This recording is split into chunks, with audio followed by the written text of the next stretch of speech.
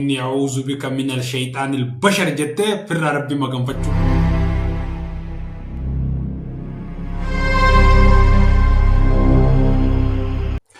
السلام عليكم ورحمة الله وبركاته. أشما هركفونه كبجم توتا في جالتم توتا كيا ورين قوتو الدنيا كيست أركمتا مرتك السنو أكم جرتي سنين جتا وروني جل كباف دفتنا أنا صباح الدين وروماني جامع كسمة لايك شير سبسكرايب ورودان ما تيجي دبل مو إندقتنا سنين جنا akkasuma har'a haala yeroo irratti waan adda addaa waan deemaa jiru takka waan irraa dubbannu qabannee dhufnee jirra akkasitti nu hordofaa jenna maaliif jennaan waa'ee har'aan tana maqaballeessi amantaa teenya irratti deemu jirurra waan takka waan dubbannu qabna maaliif jennaan dhimma amantaatiin gaafa dhufe nama nussisiisu abbaan fedhee nussu jechuudha ni dubbata amantaa fi irraa namni ni haasaa Rofaniitiin manni beenteedhaa warri amantaa teenya hin beeyne jechuudha. Warri waa rabbii hin beeyne waaqa namaa fi rabbii addaan baasee hin beeyneetu yoggaaniin akkana jedhu warra namaa fi rabbii nama uume addaan baasee hin beeyneetu har'aan tana TikTok irratti laayivii TikTok irratti dhufee amantaa teenya maqaa balleessi jira kanuma akkanaa kana kan ergamaa keenyallee maqaa balleessu amantaa teenyallee maqaa balleessu isuma akkanaa kana isa kanarraa mee viidiyoo tana dhaggeeffannee walitti dachaana. Abbaan manaa kee si dhungadhaa daabboo ta'e na jala qabii yoo inni jedhe yoo inni si dhungatee achirratti hookaa gaafa inni si dhungatee boodarraa si dhukkube rabbi quba si qabaate.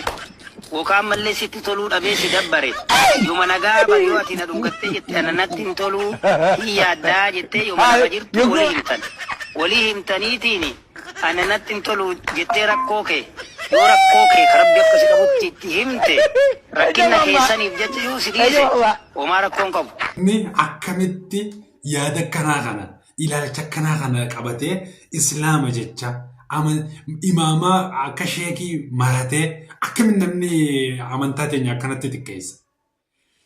Shayxaan basharii moo sheek basharii inni kun? Sheek bashiiri moo shayxaan bashiirii inni kun? An akka kiyyatti shayxaan bashiiri malee sheek bashiirii miti. Akkasii garuu ammoo namoonni tokko warreen hin beeyne wallaaltonni keessaafu ijoolleen shamaraa warri asirra yaa'u hundi waan isa kana jala deemee akka dogoggora seenaa jiranii gama biraatiin illee ulamaa teenya walitti buusutti jireenya kun. Dhimmi hadiisni sahihaa gurguddaan hadiisni sahiha muslim sahiha bukaarii gurguddaan osoo jiruu dhimmi silaa irratti wal falmuun hedduun osoo jiruu gaafa ulamaa teenyaaf ajandaa uume inni kun har'aan tana ulamaa teenya isa kana waa'ee kanaati irratti ajandaa godhattee waa'ee kanaati irraa gad deebitee gaafa haasoitu antiqoo nama rara. Amma akka amantaa keenyaatitti xiqqoo safuu malee jechuun miidiyaa irratti haasa'uun kana rakkoo qaba. Namuu manatti illee haadha mana fi hojii waan fedhallee kan ta'u ta'e ammoo gaafa miidiyaa gubbatti gabbee nama sheekaa fakkaatee imaamaa maratee akkatti amantaa teenya kana xiqqeessu wallahi sheemiin nama qaba. Xiqqoomallee namni hin qaanfatu yaabboleessoo. Egaa xiqqoomallee namni hin qaanfatu. Ammas namoota tokkotu isa jala deemu jira. Nama tokko ni beeka. Isaan jala yaa'anii warra isa kana deeggaru jirutu jira. Sirri je'ee gurbaan sirri je'ee quraana tokko keessaa qabataniiti wooma googil irraa harkatan googil irra sarchi godhanii harkatanii tarii wooma sheeka jalaa sheeni gisee daawaa godhu hadiisa tokko sheekii jalaa hatanii fidanii sanumaan daawaa godhan hadiisa tokko jechuun kan sheeka jalaa hatan. Hadiisa tokko kan sheeka jalaa hataniini dacha'anii akka nama aalima kitaaba rabbii fixee tokkotti daawaa sanumaan daawaa godhanii nama gowwoomsuu barbaadanii warra akkasiitiitu jira. Jaartiin teessan ooyiruu teessanii kara feeytaniin ooyiruu fi seenuun rabbiitu je'ee jaanii jaahilli mataa jala ciratee deemu namnummaan akka hijaa kanumaan beeyna kun gaafa waan takka dhagahee takkitti dhageessaniin gabbahee daawaan godhajee ilmi rabbiitti taphatu nama ajaa'ibsiisa. Gurbaa kana suuraa isaa harkaa turtan. Gurbaan kun akka jallatee laa micciiramee suuraa ka'ee akka gartee maastara wannaatitti suuraa ka'ee wanna godhaa ture namichi kun jechuudha. Durriyyee gadhee baddu jechuudha namichi kun jechuudha. Kanaarra deebi'ee akka nama ilmii rabbii beekuutitti akka nama ilmii rabbii beekuutti gabbahee kitaabaan beeka ji'ee hadiisa quraana maasaffaa arabaa kana wanna fideetuma wanna lafzii arabii tana fideetuma kumatti ummata miidiyaarra taa'ee gowwoomsaa jira.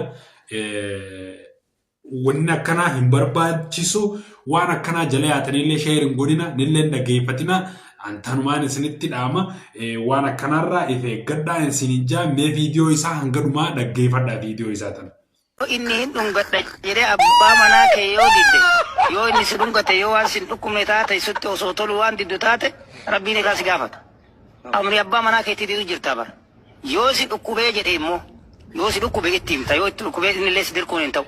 Fedha keessaniin yoo inni si dhungadha jedhe yoo dhungadhette jala qabde rakkoon qabu. Akkana jaa namichi kun yaa buleessoo namicha kana jala yaatanii warreen namicha kanaaf jala yaatanii sheer gootanii onna gootan isinillee isuma wajjin amantaa teenyaatti balleessaa jirtanii ijoollee musliimaa jala yaatanii sheerin godhinaa hin dhaggeeffatinaa gurbaa kanarraa if eegaa gurbaan sheeyxaan bashar jaaniin sheeyxaan bashiir jaaniiti. خان ربيت إفرام مغنفتن إيجا اللهم إني أعوذ بك من الشيطان البشر جتة فر ربي مغنفتشوك أبدمله خانا جلديمون نمبر باجسو أكسي ترتي غاري سنينجا